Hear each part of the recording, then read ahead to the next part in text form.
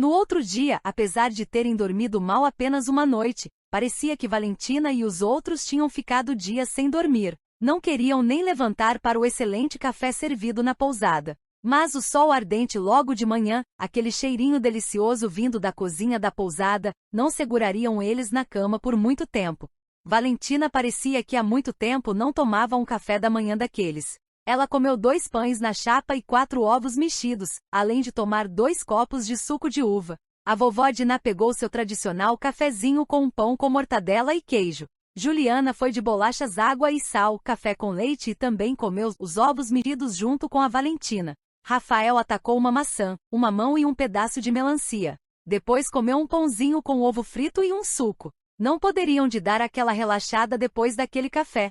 Ficaram ali na varanda da pousada por algum tempo, relembrando as aventuras do dia anterior. Os sustos e medos que passaram. Praia nos espera, bradou Rafael. De posse dos apretejos da praia, ou seja, guarda-sol, colher, esteira e toalhas, além de vestirem suas roupas de banho, seguiram em direção ao mar, com suas águas límpidas e sua areia prateada. Era evidente a felicidade que sentiam de estarem naquele lugar maravilhoso. A vovó Dina não queria nem saber de tirar fotos. Queria molhar os pés na água salgada, dar um mergulho ou boiar seu corpo naquelas calmas ondas. Valentina queria ficar correndo atrás de caranguejos o tempo todo, molhar seus pezinhos e boiar com sua avó. Foi assim praticamente todo aquele dia. Ora eram os mergulhos com seu pai, ora era flutuar na água com sua avó ou brincar de se enterrar na areia com sua mãe. Comeram lanches para não perderem tempo, descansaram um pouco e retomaram as mesmas brincadeiras até cair o dia e chegar de novo aquele tradicional pôr do sol lindo.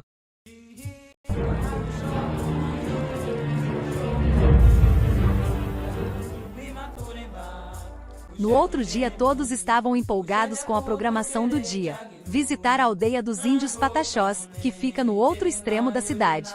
Os Pataxós são famosos pelos seus rituais e sua forma de caçar. Na aldeia a participação de turistas nas caçadas é permitida, inclusive, de posse de arco e flechas.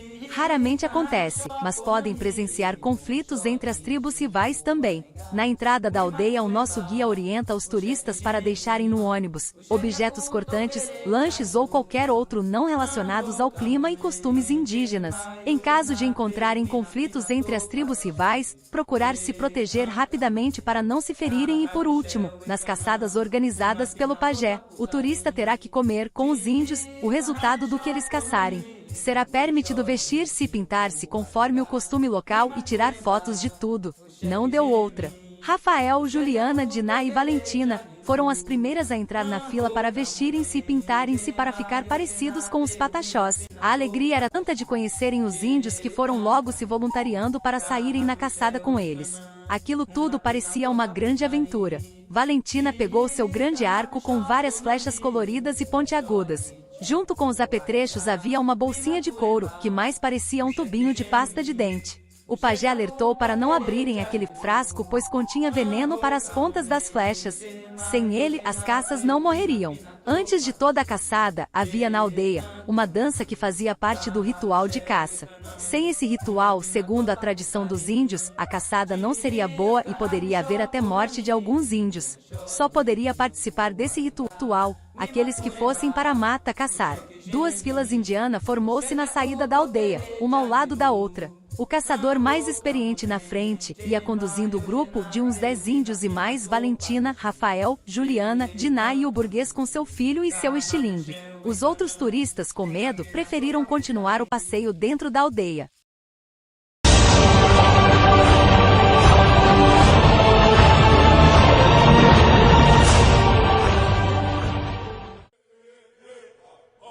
Na beira de um rio enorme, de tão grande que ele era, não dava nem para ver a outra margem. O grupo parou para a primeira pausa de descanso. Era um belo lugar com muitas árvores, pássaros e macacos. Juliana, à beira do rio, foi molhar seus pés, quando o chefe do grupo gritou cuidado. Próximo à margem do rio haviam jacarés e piranhas.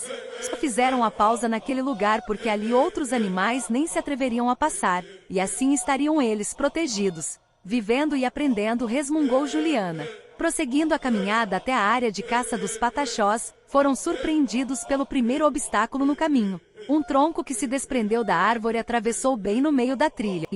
Todos teriam que dar a volta, passar por trás da toca da onça pintada e retornar para a trilha. Ao passar próximo da toca da onça, o silêncio será nosso principal aliado. Ou então teremos que preparar nossas flechas, passando um pouco de veneno na ponta. Valentina foi logo pegando seu arco da bolsa em suas costas, e com um cuidado exagerado pingou na ponta da flecha uma gota daquele líquido venenoso do frasco, e ficou de prontidão para o caso da onça os atacar. Eita, menina corajosa essa Valentina!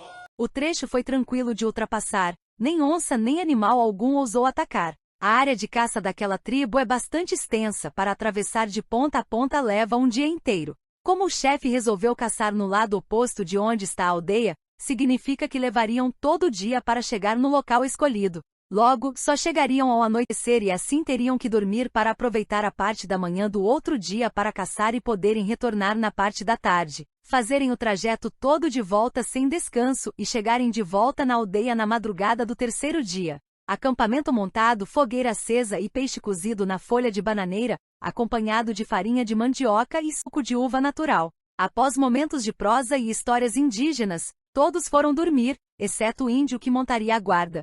Alguns dormiam no chão duro mesmo, outros em redes. Os índios montaram para os turistas camas com bambus e redinhas contra os mosquitos. A vantagem de acampar em uma floresta tropical é o clima quente.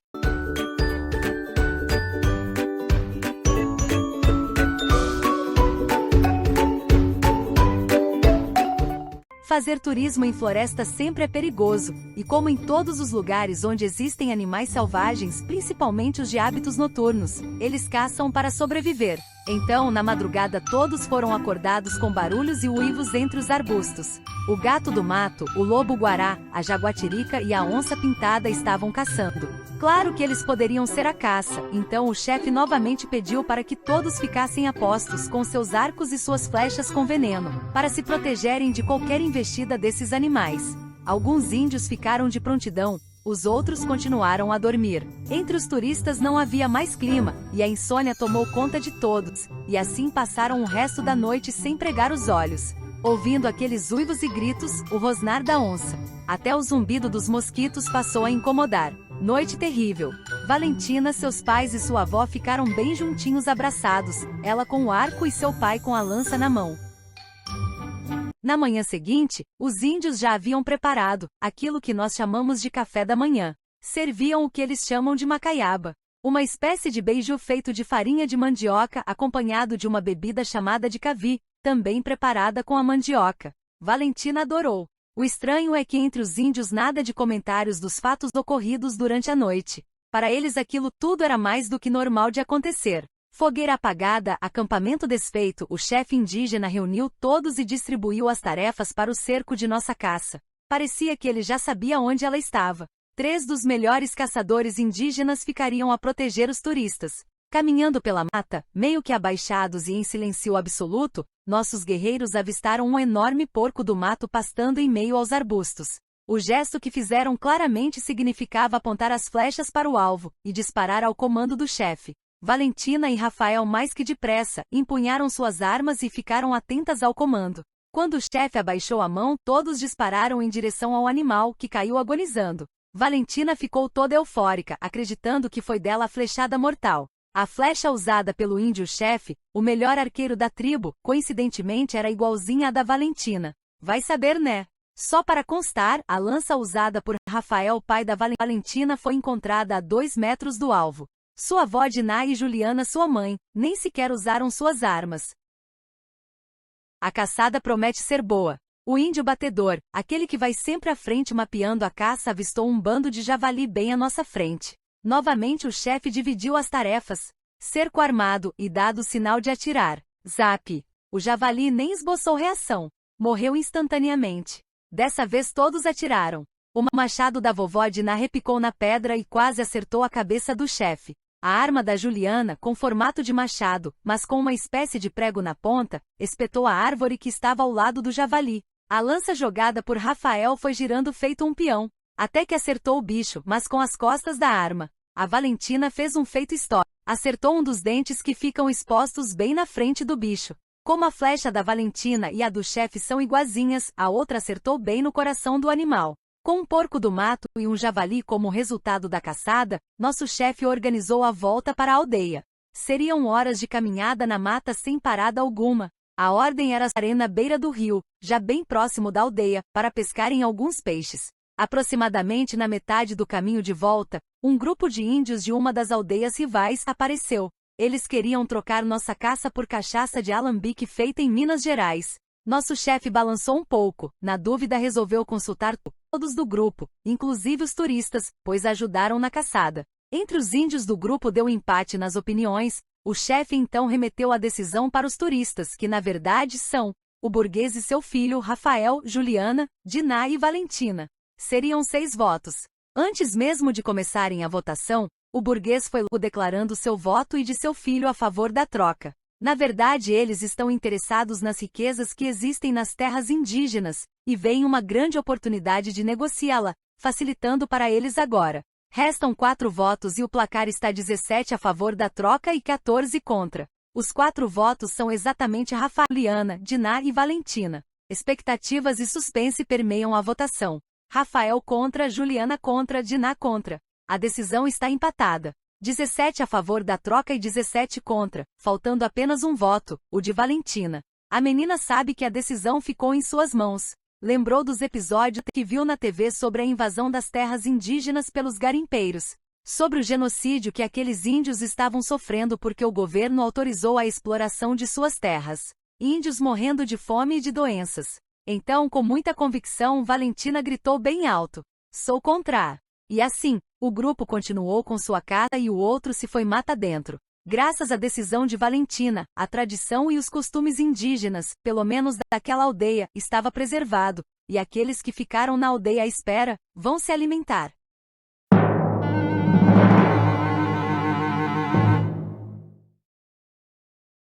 Com o tempo perdido depois de todo o processo de negociação e votação, a noite veio rapidamente e nossos aventureiros tiveram que montar acampamento ali mesmo.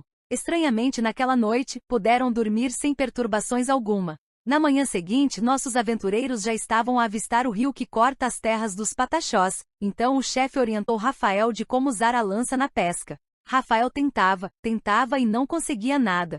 Os peixes pareciam querer brincar com ele. Juliana também tentou, mas nada. Na vez da vovó Diná os índios riram muito, porque a vovó caia na água junto com a lança, tentando agarrar o peixe com as mãos. Se não fosse a intervenção de um dos nativos, nenhum dos peixes teriam levado para a aldeia. Conforme a tradição, uma festa estava organizada na aldeia. Uma multidão os esperavam com muita dança e gritos de alegria. As caças e a pesca foi logo sendo carregada pelas mulheres, para serem tratadas e preparadas para o grande banquete que realizariam naquela noite, e os turistas seriam seus convidados de honra. Valentina, curiosa, perguntou a seu pai se teriam que comer javali e porco do mato. Seu pai respondeu que sim, porque para os índios, os convidados que não comer de sua comida, seria considerado desrespeitosos para com seus costumes e seriam expulsos da aldeia sem direito de levar nenhuma das lembrancinhas ofertada por eles.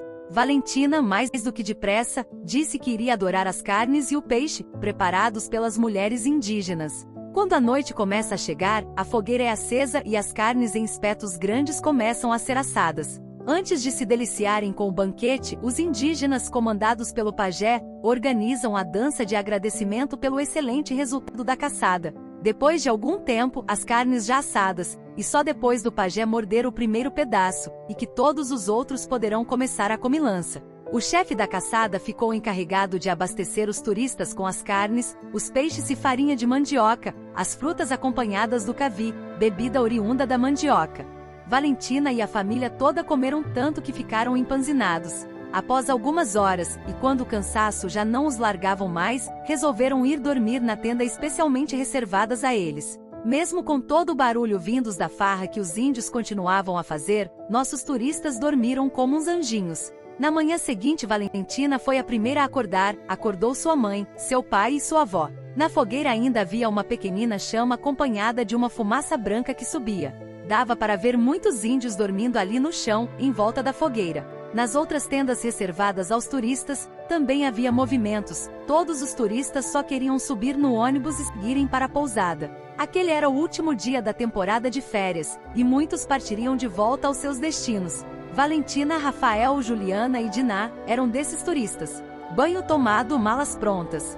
No carro quase não havia mais espaços de tantas lembranças e presentes. Muitas despedidas, aliás, várias amizades foram construídas nessas férias. Muitos contatos foram trocados. Carro em movimento, e enquanto a imagem dos amigos que ficaram ia se distanciando cada vez mais, Valentina correspondia aos acenos até sumirem das vistas. Após algumas horas da partida, na primeira parada para descansar, o papo passou a ser sobre a saudade que sentiam de todos que iriam rever.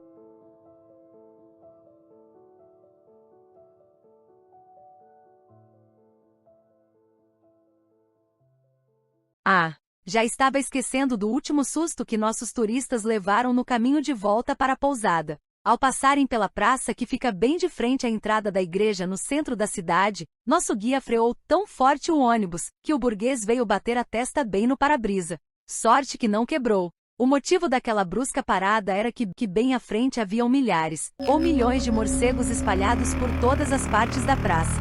Eram tantos que não se conseguia enxergar nada. O dia parecia ter virado noite de uma hora para outra. A cena era igual à do filme Os Pássaros de Alfred Hitchcock, famoso escritor de filmes de terror. E agora, exclamou Valentina, temos que sair desse ônibus e buscar abrigo dentro da igreja, orientou o nosso guia. Mas como? Perguntou Rafael. A entrada da igreja está do outro lado da praça, constatou ele. Teremos que correr pelo meio desses morcegos até a porta de entrada. Com todos de acordo, nosso guia abriu manualmente a porta do ônibus. Todos desceram bem devagar para não fazer nenhum ruído e começaram a organizar fila única. O primeiro da fila era Rafael segurando a mão de Valentina, logo em seguida vinha Juliana, Diná, o burguês e seu filho e os demais. O nosso guia era o último da fila.